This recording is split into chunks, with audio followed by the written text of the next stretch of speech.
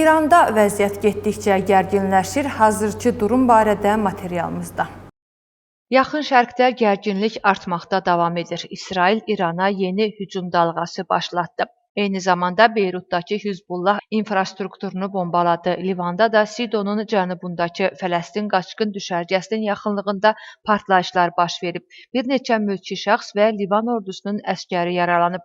İsrail ordusunun məlumatına görə İranın ali liderinin qərargah rəisi İrana hücum zamanı məhv edilib.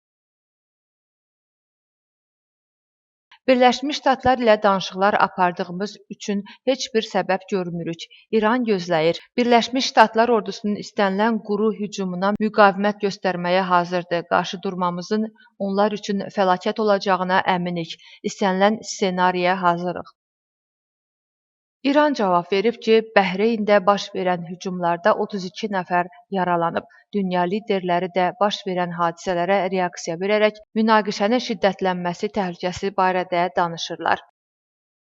Bu əvvəllər heç kimin görmədiyi miqyasda baş verir. Onların hava hücumundan müdafiə sistemləri məhv edilib. Ona görə də artıq hava qüvvələri və hava hücumuna müdafiə sistemləri yoxdur. Bir daha İran inqilabının bütün üzvlərinə, hərbiçilərə və polisə müraciət edirəm. Silahlarınızı yerə qoyun. Sizi yalnız ölüm gözləyir. İran xalqının yanında durmağın və onlara ölkələrini geri almağa kömək etməyin vaxtıdır. Bunun üçün sizə toxunulmazlıq verəcəyik. Qarşımızda çox iş var. İsrail və Birləşmiş Ştatlar arasındakı əməkdaşlığa görə dostumuz Prezident Trampa bir daha təşəkkür etmək istəyirəm. Birlikdə hərəkət etməyə davam edirik və Allah qoysa missiyalarımızı birlikdə yerinə yetirəcəyik.